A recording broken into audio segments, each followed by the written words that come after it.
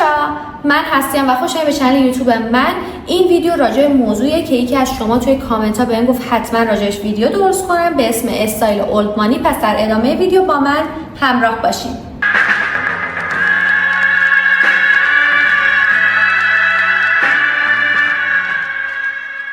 استایل اولد مانی اصلا چی هستش؟ استایل اولد مانی از خانواده ثروتمند و اشرافی زمان قدیم الهام گرفته شده که از لباسای استفاده می‌کنن که قیمت خیلی بالایی داشته، ولی این کار برای خودنمایی نبوده، برای حفظ پرستیژشون بوده که ویژگی اصلی لباساشون اون کلاسیک بودن، سادگی و همچنین کیفیت بالاشون بوده. استایل اولد مانی برای خانم‌ها برای استایل اولد مانی از بلوزهای یقه‌دار یا پیراهن‌های کلاسیک به رنگ‌های خنثی و سفید استفاده می‌کنن.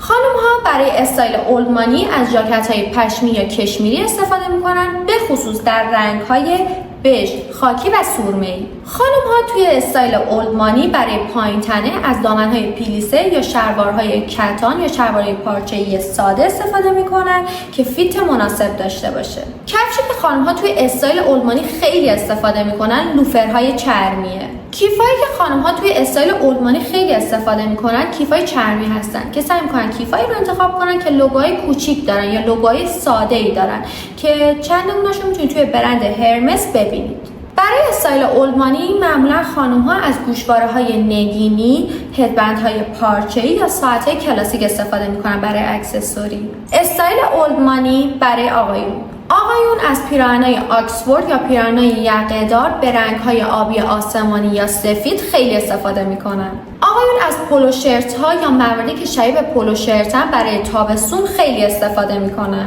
توی استایل اولد مانی وقتی آقایون میخوان یه استایل نه خیلی رسمی و نه خیلی اسپورت داشته باشن، از کت‌های اسپورت ساده استفاده میکنن. آقایون برای استایل اولد مانی برای پایین تنه از شلوارهای چینو یا پارچه‌ای به رنگ‌های خاکی و کرم استفاده میکنن. آقایون توی استایل اولد مانی از کفش‌های دربی، براق کلاسیک و لوفرهای چرم خیلی استفاده میکنن. آقایون اگه میخوان یه استایل کاملا اولد مانی داشته باشن، میتونن از سویشرت‌های پشمی یا ژاکت‌های ویشک با یقه پیراهن بیرون افتاده استفاده کنن. مواردی که توی استایل اولد مانی کاملا ممنوعه. اولین مورد آیتم هایی هستن که لوگوهای بزرگ دارن. لوگوهای برندهای بزرگ توی استایل اولد مانی کاملا ممنوعه. مورد دوم رنگ های توچش یا رنگ های نئونی کاملا توی استایل اولد مانی ممنوعه. مورد سوم آیتم های فست فشن که زود از چشم میافتن و لباس های بی‌کیفیت و همچنین لباس هایی که دوخت ضعیف دارن کاملا ممنوعه.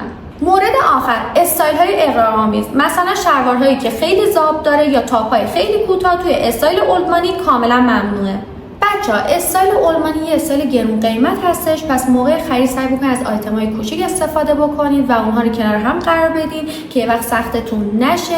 یه شب به استایل اولد مانی ممکن نیست برسین، باید کم کم شروعش بکنید، کاملا استایل اولد مانی رو بشناسین و ببینید به شخصیتتون میخوره یا نه. این بود از ویدیو استایل اولد مانی. اگر این ویدیو رو دوست داشتین لایکش بکنید، نظرتون رو حتما برام توی کامنت بنویسید.